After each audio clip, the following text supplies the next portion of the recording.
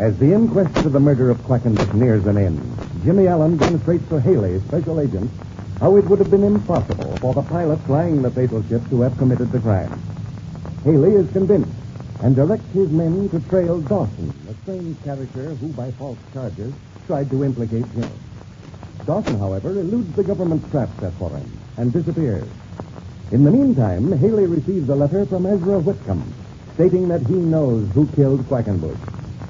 Jimmy feels certain that he can show Haley and Speed Robertson how the murder was committed. And we find the three at the airport now. Well, Jim, both ships are ready. You can begin your show anytime. Are you all set, Mr. Haley? Yes, I'm all set. Go ahead, boy. If you can show us how Quackenbush was killed, well, it'll be a long step toward finding the men who did the job. When we get through, I think you'll agree with me. What do you want me to do, Jim? Speed, you're to fly the ship that Quackenbush is in. Okay. Let's get on over there. They're warming up the engines now. Yeah, we're all ready to go. No, just a minute, Jimmy. What part do I play on this little drama? Well, you're to go up with me, Mr. Haley, in the other ship, and just watch development. Okay, that suits me. Hey, here come the boys with the dummy. I take it this dummy represents the man who was shot. You guessed right, Speed. And I suppose it will go in my ship? Right. Over here, boys. Hey, that looks fine. That's okay, just what I wanted. Well, you have quite a dummy there, Jimmy. Flying suit filled with straw, eh? Say, wait a minute. What's this box sitting on top? That represents the man's head. The man's head? Oh, yeah, I get it. Say, give me a hand, will you, Speed? I'll strap it in the seat from the Quackenbush bag. Okay, son. Get a hold of it. Can I give you a hand? Up. All right. I'll take this, son. You're very heavy at that. There we are. That's good. Now hold it there until I tie it to the back of the seat. Go ahead. I'll put the belt around it down here. Right. Good. There, that'll hold it. Hey, looks like a good job, boys. Yeah, it'll do. Now, Speed, you were the last man to see Quackenbush alive. He was sitting in this seat in exactly the same position in which we put the dummy. Is that right? Correct, my boy. And Mr. Haley, the body was found in this position when you inspected the ship right after the crime was discovered. Am I right? Yes, you're right. That's exactly the way it was found. And the box you placed on the top of the dummy is in the same position relative to the window that Quackenbush's head was. All right. And don't forget that the window was open. Apparently, it had become a little warm in the cabin, and Quackenbush had opened it. Yeah, the window had been opened. I noticed it. Fine. Now, Speed, I'm going to ask you to take off. Go up to 2,000 feet and fly in a straight line. Fly just as if you were on a compass course for a particular point. Is that all you want me to do? That's all. And when I pull up in front, signal for you to go back to the field and land. Right you are. Now, let's see. I guess we're all set. Or say, will you hand me that rifle? Thanks. Say, Jimmy, just a minute. Isn't that the rifle you borrowed from Major Blake? Yeah, this is one. 30-30 is the same type used in the killing. Uh-huh. I'm beginning to see what Jimmy is up to now. Yeah, he puts a dummy in one ship, representing a man who was shot, and takes a rifle up in the other. Rifle up in the other. Say, just a minute there, Jimmy. Is that thing loaded? I never handle a gun without looking to be absolutely sure. Good. not loaded. See that? Yeah, that's right, Jim. Well, that's one thing I can say, and that is that Jimmy has handled a rifle before. You know, my estimation of a man always goes up at least 100% when I notice that he looks to see if the gun is loaded. You bet your life. Well, I learned that when I first started handling firearms. Always look to see if a gun is loaded. And always handle a gun as if it were loaded. You'll never hurt anyone if you follow those rules. Now I'll close the breech. And put one shell in the chamber.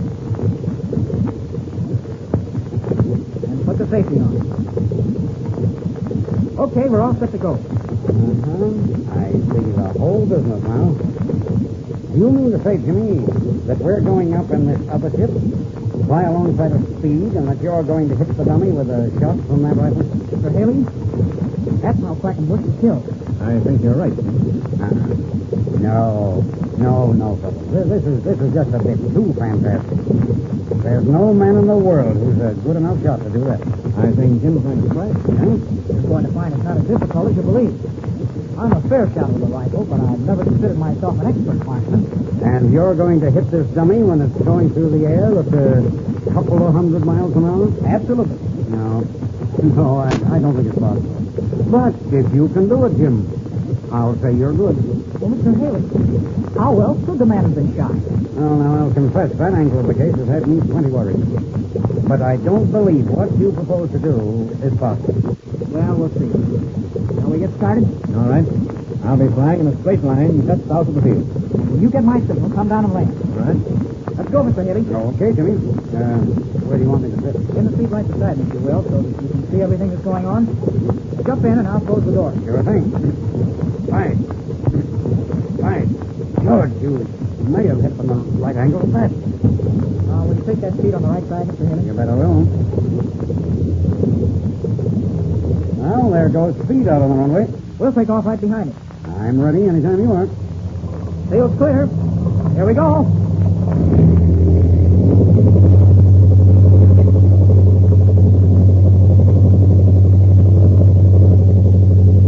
Hey, that's Speed up ahead of us, isn't it? Yes, that's his ship. Hey, I'm learning plenty about aviation on this case, but I'm afraid in this instance you've hit upon an idea that's isn't going to work out. Well, you're going to see that it isn't as difficult as you think. Well, I'm from Missouri. You've got to show me. Well, I'm from Missouri, too, so it's up to me to perform. Now, listen, Jimmy, if you had a machine gun there, I'd say it was possible to hit a man seated in the cabin of another ship. You could spray enough lead over there so that one or more shots would hit him. Yes, and you could do it with a rifle, too. It's like Speed flying along waiting for you. Yeah, we've reached the altitude I want. Now let's do a little play acting for a moment. All right. We'll pretend that I'm flying that other ship, and that the dummy in the cabin is Quackenbush. Okay. And that the box on top of the dummy is the fellow's head, huh? That's it exactly. Now, on the day Quackenbush was shot, the air was smooth as a mill pond, and I was flying a straight course so as not to lose 1 minute of time. Just like Speed flying now, eh? Just like he's flying at this moment. Now we'll pretend that I'm the man who killed Quackenbush. I'm in another ship, flying along back of him with a rifle right here on the floor of the cockpit where I can reach it. Okay, go ahead. You'll notice that I'm back of that other ship and a little below it. Yeah? Which means what? It means that the pilot in that other ship cannot see this ship. Eh? Huh? Oh, I get it. Now watch closely, Mr. Haley, because this is very important. Mm-hmm. At this moment, the other ship is about 200 yards ahead of us. Now, I advance the throttle a little to close up the gap between the two ships.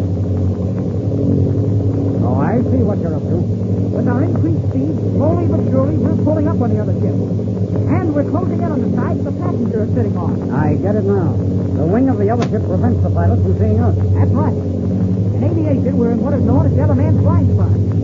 He's sitting ahead of his wing and is prevented from seeing us because the wing is in the way. Yes, I can see that very easily. Now, we pulled up so that we're a little behind and below it. And we can very easily see the passenger who's seated next to that open window. Yes, we can see him without any difficulty. Of course, if he happened to be glancing back, he might see us, too. But we're far enough away so that he couldn't make out our exact movement. That's very true. Now, Mr. Haley, how far away from the other ship do you judge we are? How far? Oh, I'd say, between 100 and 150 yards. That's my guess, too. And I've eased the throttle back so that our speed is now exactly the same as the other ship. We're both making about 210 miles an hour. But our relative positions remain constant. In other words, these two ships might just as well be sitting on the ground about 100 yards apart. Why, George, this is amazing. Now watch this, because I'm going to move fast. My ship's trimmed to fly level, so I take my hands off the controls. This cockpit window on my left side is open. I reach down, pick up the rifle, release the safety, stick the barrel out of the window, pull back the hammer. Now, that box is in my sight. Get with it! Great heavens! Oh, Jimmy, look!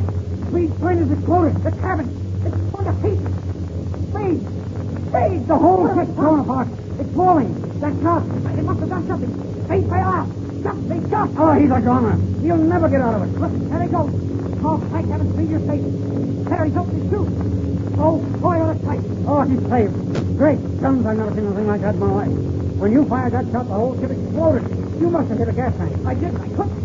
The Speed is safe. Oh, the air above me is filled with burning pieces of the ship. Hey, thunder. Look out, Speed. Look at you. Why, that ship is going to hit you. Oh, this is terrible. Pieces of the burning ship are dropping down on his parachute. Look out of the way, Speed. Oh, he can't do it. Too late. Look. Fireman's already dropped on the chute. He sees it now. He's filling some air. Look out, Speed. You're going to slip right into another part of the wreck. Oh, the chute's on fire. Can't we do something, Jimmy? Great guns. Another piece of the flaming wreck is hitting. Chute smoking. Look at that big hole. It's a blaze all over. Speed. Oh, his chute's gone. He's falling, Jimmy. He's falling.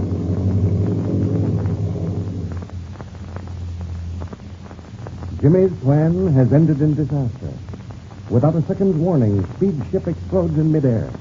The veteran takes to his parachute, but the flaming wreckage begins to devour the silken lifebelt. Helpless, the great pilot drops to his doom. What will happen in Jimmy Allen's next air adventure?